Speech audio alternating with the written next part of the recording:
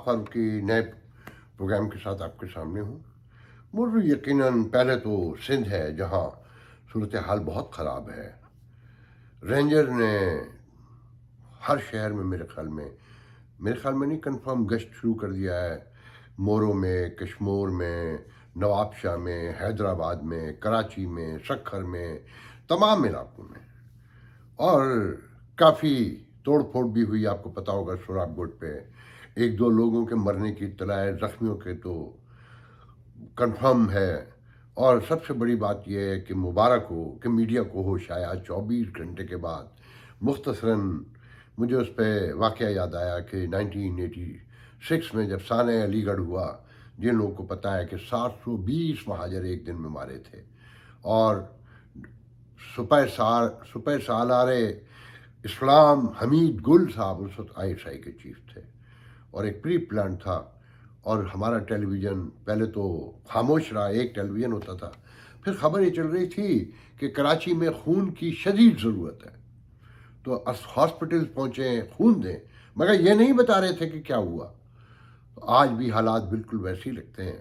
कितना बड़ा सान्या हो गया, लोग मर रहे हैं, बस टर्मिनल जला दिया, सैकड़ों गाड़ियाँ जला दी, फायरिंग, मुसल्ला गिरोह। और फिर वो वीडियो सबके पास है, मैं उसे यूज़ नहीं कर सकता, कॉपीराइट का मसला है। आप लोगों ने अक्सरियत ने देखा है कि जिसमें पश्तून खड़े होकर कर्नल साहब साथ खड़े हो, कह रहे हैं ये कर्नल हमारे साथ खड़ा है और ये SP भी खड़ा है। इन लोगों ने हमसे वादा किया है कि कल शाम जुमे की दोपहर तक 3 बजे तक सारे लोग होटल भी खुल जाएंगे, हमारे सारे कारोबार खुल जाएंगे और गिरफ्तारियां भी होंगी जिन्होंने ज़्यादती की है। नहीं तो फिर खैबर से, कराची से खैबर पख्तूनख्वा तक सब बंद होगा, पूरा पाकिस्तान बंद होगा। कि जवाब तो हमें देना है ना, हमें बताना है ना कि हम कौन है। तो 35,000 तो सिंध में उन्होंने बताया कि उनके पश्तूनों के होटल्स हैं, जो थड़े टाइप होटल हैं, आपको पता है, जिनकी चाय बहुत मशहूर है और बिलाशुबा कमाल चाय बनाते हैं। पाकिस्तान में कड़क चाय तो उन्होंने ही इंट्रोड्यूस की। गरीब लोग हैं, इस पाकिस्तान ने देखें हमें क्या दिया है। ज़रा तसव्वुर करें कि ये पश्तून अफ़गानिस्तान से भी आते थे, पेशावर से निकलते थे, बॉम्बे तक में इनके होटल थे, दिल्ली में, लखनऊ में। अगर तारीख़ पढ़ें, जिन्होंने फिल्में देखी हैं और जो हिस्ट्री से शक रखते हैं, तो उन्हें सबको पता है। जब कोई नहीं कहता था कि ये क्यों आए हैं, मगर 2 कौमी नज़रिया, मुसलमान, इस्लाम, अपनी ज़मीन, अपना वतन और एक कौम, उम्मा। आज उन्हें कहा जा रहा है कि तुम यहाँ से निकलो, तुम पश्तून हो, तुम एक अलग कौमियत के लोग हो। कौन है वहाँ खुश है? कोई एक बता दे। कोई फ़िरका खुश है, कोई मज़हब खुश है, कोई ज़बान वाला खुश है, कोई डिफरेंट कल्चर वाला खुश है। अगर कोई खुश है तो सिर्फ वो खुश हैं जो मुल्क को DHA बनाए चले जा रहे हैं। वो आज एक रिपोर्ट देख रहा था, आप लोगों को याद होगा कि एक परवीन रहमान हुआ करती थी, जिन्हें कत्ल कर दिया गया था 2012 या 13 में। और वो ये बताया करती थी कि ये जो DHA बन रहे हैं और ये बहरिया टाउन बन रहे हैं, ये कराची पे अजाब होंगे। ये जो 15-15 करोड़ की कोठियाँ हैं, जो 15 लाख के घर हैं, ये टके के हो जाएंगे। कि 65 फीट का नाला, जो आबादी के लिहाज से अब 200 फीट के चौड़ा होना चाहिए था, वो 15 फीट कर दिया गया। ज़मीन चाहिए थी। हर तरफ यही हाल है, पंजाब में भी। सिंध निकल लिया, बलोची रेजिस्ट कर रहे हैं, वो तैयार नहीं है। आपने देखा कि आज एक जवान लेफ्टिनेंट कर्नल मारे गए। किसी का बेटा होगा ना, वो किसी का शौहर होगा, किसी का भाई होगा, किसी का बाप होगा। गौर करें इन बातों पर। मुझे बहुत दुख हुआ कि वो 35,000 होटल वाले किस तासुब से गुफ्तगू कर रहे थे। लाला मशहूर था पूरे साउथ एशिया में कि लाला की चाय, लाला की टाल एक समाज का बहुत इम्पोर्टेंट हिस्सा था। मगर हमने कहाँ से कहाँ पहुँचा दिया। और आज 3 बजे आपके यहाँ क्या होगा कोई नहीं जानता। کیا جنہوں نے یہ واقعات شروع کروائے ہیں یا جنہوں نے شروع کیے ہیں، جو نفرت کی آگ بھڑکی ہے، وہ 3 بجے ختم ہو جائے گی؟ مجھے نہیں پتا کہ کیا ہونے جا رہا ہے، مگر معاملات درست ہوتے نہیں نظر آ رہے، کیونکہ سیاست جو کسی سماج کے سیٹلمنٹ کی سب سے بڑا یعنی کہ سمبل ہوتی ہے نا، وہ روز بروز خراب ہو رہی ہے. کہ مریم اور عمران خان صاحب کی تقریریں سن رہے ہیں آپ، کہ کس طرح ایک دوسرے کو، بلکہ مجھے کہنے دیجئے بڑی معذرت کے ساتھ کہ مسلم لیگ والوں کو چاہیے مریم کو سمجھائیں. وہ تو سانس بھی نہیں لیتی عمران خان کے بغیر، ان کا جب تک نام نہ لے لیں انہیں چین ہی نہیں آتا. وہ اپنے ووٹر کو صرف عمران خان دکھا کے ڈرا رہی ہیں. کچھ اپنے بارے میں بھی بتائیے کہ آپ لوگ کریں گے کیا، کیا دیں گے، کوئی وعدہ تو کریں. اچھے دن آئیں گے، اچھے دن آئیں گے، یہ وعدہ نہیں ہے. سیاست میں اس کی کوئی ویلیو نہیں ہوتی. مان لیتے ہیں عمران خان صاحب نے سب کچھ خراب کر دیا، تو آپ درست کرنے کے لیے کچھ بتا دیں، کچھ ایجنڈا بھی پیش کریں، کچھ مستقبل دکھائیں، کچھ حال بتائیں. جو 3 مہینے میں کیا وہ دکھا دیں. ابھی تک تو مہنگائی دی نا، عوام نے تو نہیں کہا تھا یا ڈاکٹر نے مشورہ تو نہیں دیا تھا کہ جو عذاب عمران خان صاحب نے لینا تھا وہ آپ نے خود اٹھا لیا. تو آپ تو آپ کو اقتدار چاہیے تھا نا، خوف تھا نا کہ فیض حمید نہ آ جائے. اور پھر وہ ایک جملہ کہہ دیتا ہے تو آگ لگ جاتی ہے.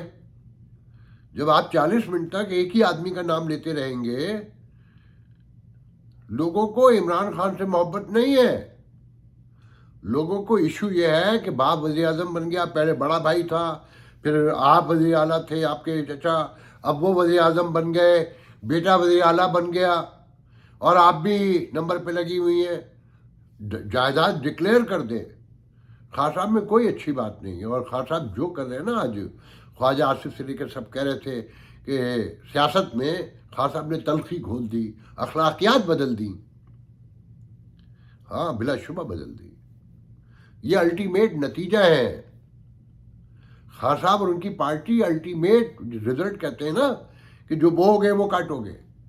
ان لڑائیوں کا، ان الزامات کا، ان گھٹیا پن کا آغاز آپ لوگوں نے کیا تھا. جو سچ ہے وہ دہرانا پڑے گا، وہ بتانا پڑے گا، یاد دلانا پڑے گا. سب کو سب یاد ہے، میں نہیں دہرا رہا، میں اتنا بتا رہا ہوں آپ کو کہ یہ شروع آپ لوگوں نے کیا تھا. جیسے بچہ ہوتا ہے نا، بورن بیبی، پھر وہ کرولنگ کرتا ہے، پھر وہ چلنا سیکھتا ہے، بولنا سیکھتا ہے، پھر وہ بالغ ہوتا ہے، ایڈلٹ ہو جاتا ہے.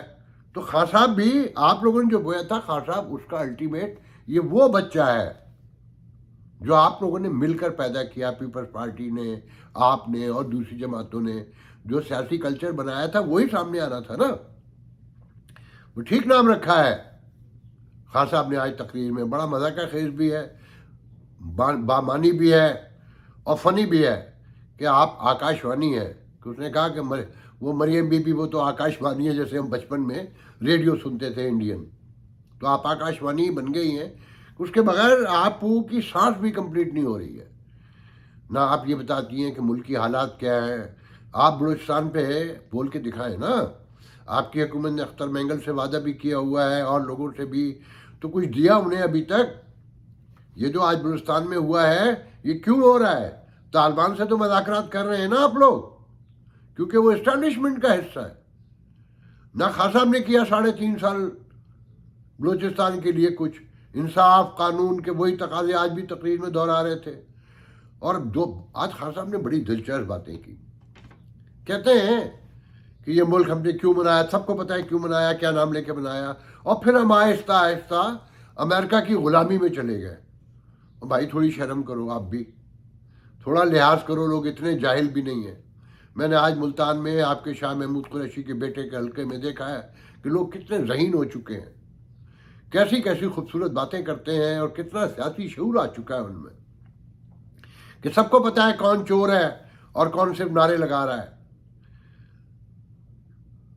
سر تلاش کرنے والے کر لیتے ہیں. آپ کے کہنے سے کچھ نہیں ہوگا. کس کو نہیں پتا کہ یہ ملک امریکہ نے بنایا تھا, برطانیہ نے مل کے بنایا تھا. ان کی ضرورت کے تحت آہستہ آہستہ غلامی میں نہیں, آپ ایک غلامی سے نکل کے دوسری غلامی میں آئے تھے. یہ IMF کا معاہدہ آپ نے کیا تھا, ابھی آخری معاہدہ, وہ عمران خان صاحب آپ جو کہتے تھے خودکشی کر لوں گا, قرض نہیں لوں گا, آپ تو خودکشی تو کیا, آپ تو الٹا آپ دوسروں کو الزامات دے رہے ہیں.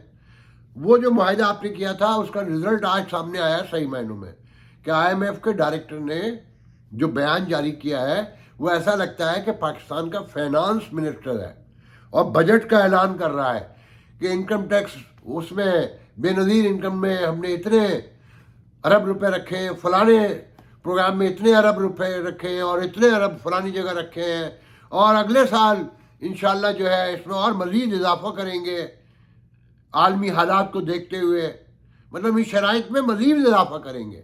تو آپ کا اصل فائنانس منسٹر وہاں بیٹھا ہے اور جسے آپ نے ہائر کیا تھا. آپ بیوقوف بنا رہے پبلک کو کہ امریکہ کی غلامی میں چلے گئے.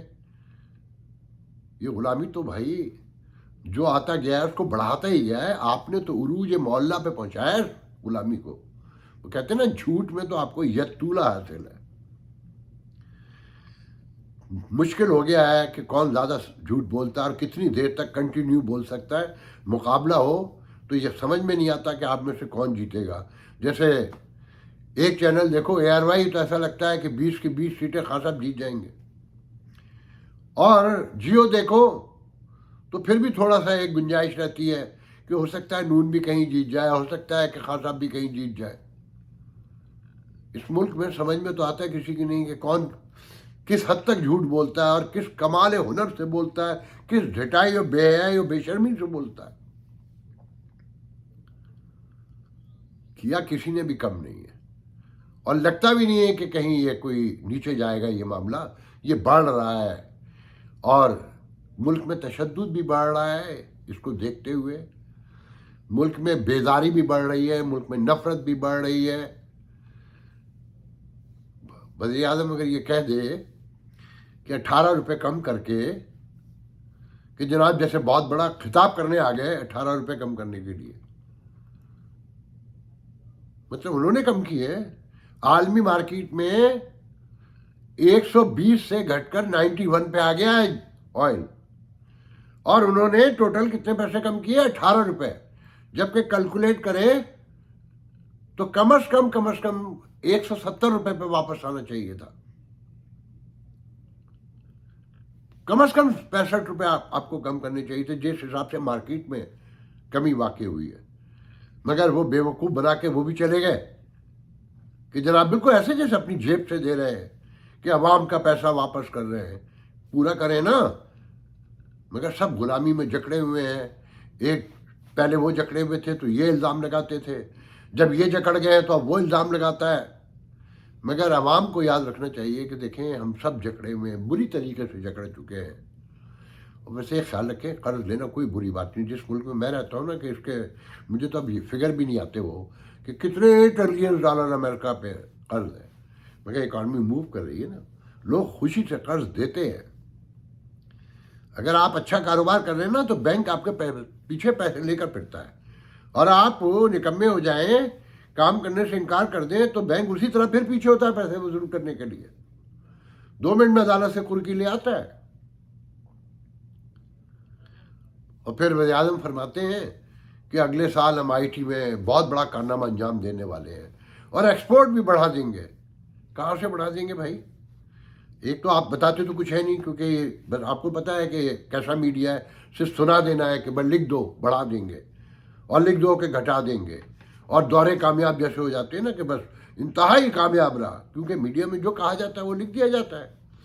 ماشاءاللہ سے جس طرح کی سیاست ہے اس طرح کی صحافت ہے.